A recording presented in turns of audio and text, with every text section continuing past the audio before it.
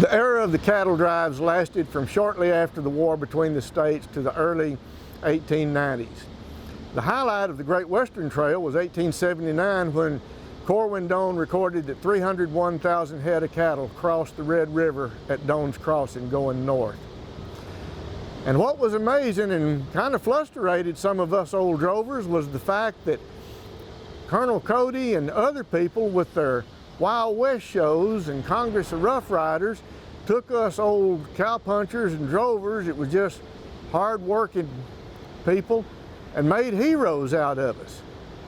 Well, later on, in a place called Hollywood, they come up with cinema where cowboys got into the movies. Well, I don't know much about this Hollywood business, but maybe I can add a line or two. Please do. What would you like me to say? Well, you might say, you look a little bit different than I do. You cleaned up a little bit better than I am. Well, you look more authentic, but heck, you smell more authentic. Now, they cleaned us up for Hollywood a mite, but we had a lot of fun. You know, it started with the silent pictures. Well, it started in New Jersey with a great train robbery back in 1903 or something. Then they all moved out to California because of the climate. You had good sunshine. You could film all the time, and there was lots of country out there to film the Westerns in. We went from the silent era into the sound pictures. I made a lot of pictures back then. But you probably know something about that. You had to watch them.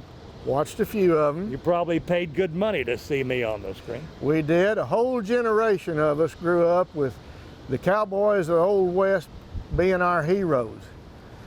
And it helped young people learn the code of the West, in some ways translated into how to be good folks.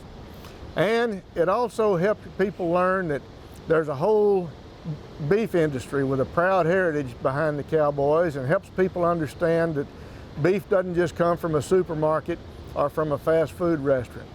That's why we're proud to be part of the Alamo's Alamo Roundup, to help tell the story of the cattle drives and the drovers and cowboys that helped make Texas great. Most of the Westerns didn't talk about the cattle drives.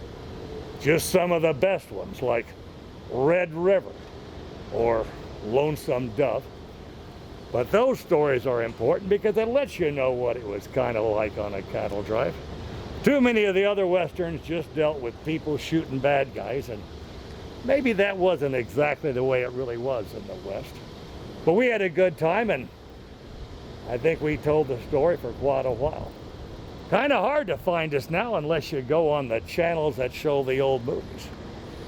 But anyway, we're glad you tuned in to watch the Alamo Roundup and see a little of our history and what things really were like on the days of the great cattle drives.